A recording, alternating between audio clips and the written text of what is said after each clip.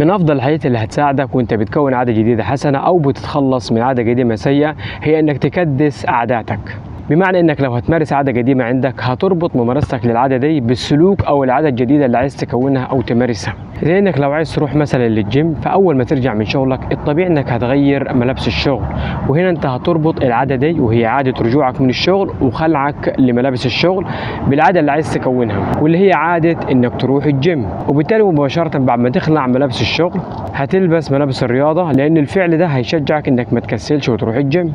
وعلى فكرة تكديس العادات هي صورة من صور نيات التنفيذ اللي سبق وتكلمنا عنها وقلنا بخصوصها انك بتحدد فيها وقت ومكان ومدة تنفيذك للعادة. ولكن هنا انت بدل ما بتحدد وقت التمرين حسب نية التنفيذ، انت هنا بتربط عادة خلع ملابس الشغل برغبتك في تكوينك لعادة جديدة وهي انك تكون شخص رياضي.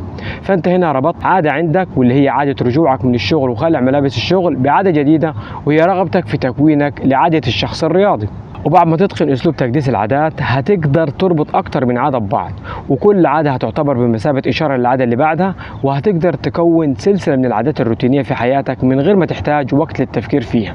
ومثال على تكديس العادات، لما تصحى الصبح الطبيعي انك هتدخل الحمام ودي عاده، وبعدها هتعمل لك كوبايه شاي ودي كمان عاده، وبعدها هتكتب قائمة للمهام المطلوبة منك لليوم ده، وبعدها هتبدأ في ممارسة أول عادة من سلسلة عاداتك اللي بقت روتينية وبتمارسها اعتمادا على عقلك اللاواعي من غير أي مجهود منك. وإن كانت نية التنفيذ اللي بتكون فيها محدد وقت ومكان ومدة ممارستك لعادة معينة أو تكديس العادات اللي بتربط فيها عادة حالية بعادة جديدة، فدول بيساعدوك إنك تبدأ في ممارسة عادة جديدة. إلا إن الأهم من ده كله إنك تكون محدد الإشارة اللي هتخليك تبدأ بشكل كبير، وإنك تخلي الإشارة دي واضحة وقابلة للتنفيذ، لأنها لو ما كانتش واضحة بالشكل الكافي وفي نفس الوقت قابلة للتنفيذ مش هتقدر تبدأ في ممارسة العادة.